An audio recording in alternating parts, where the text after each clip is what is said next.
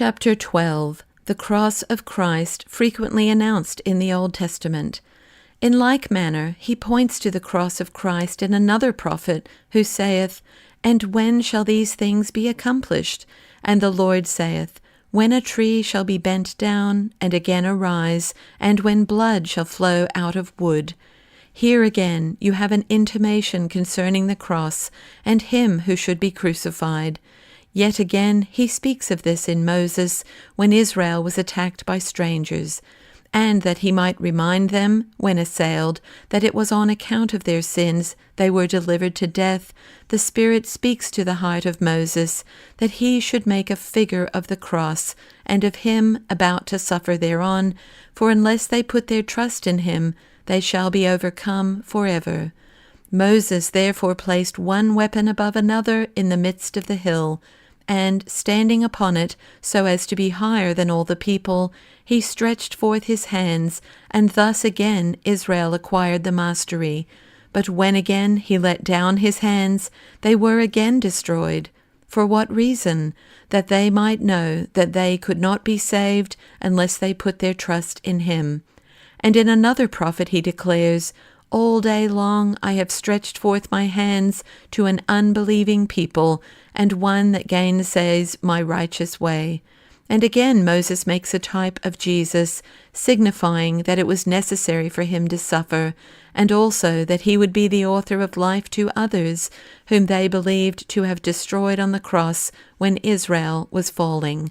For since transgression was committed by Eve through means of the serpent, the Lord brought it to pass that every kind of serpents bit them, and they died, that he might convince them that on account of their transgression they were given over to the straits of death.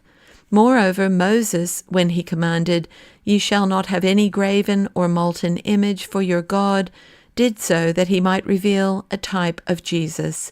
Moses then makes a brazen serpent and places it upon a beam, and by proclamation assembles the people. When, therefore, they were come together, they besought Moses that he would offer sacrifice in their behalf, and pray for their recovery. And Moses spake unto them, saying, When any one of you is bitten, let him come to the serpent placed on the pole, and let him hope and believe that even though dead, it is able to give him life, and immediately he shall be restored.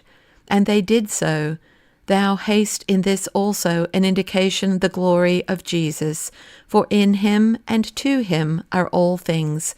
What again says Moses to Jesus, Joshua the son of Nave, when he gave him this name, as being a prophet, with this view only, that all the people might hear that the Father would reveal all things concerning his Son Jesus to the son of Nave? This name then being given him when he sent him to spy out the land, he said, Take a book into thy hands, and write what the Lord declares, that the Son of God will in the last days cut off from the roots all the house of Amalek. Behold again, Jesus, who was manifested both by type and in the flesh, is not the Son of Man, but the Son of God.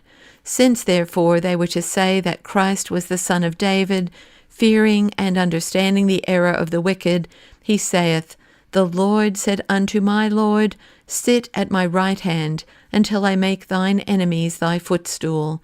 And again, thus saith Isaiah, The Lord said to Christ my Lord, whose right hand I have holden, that the nations should yield obedience before him, and I will break in pieces the strength of kings. Behold how David calleth him Lord, and the Son of God.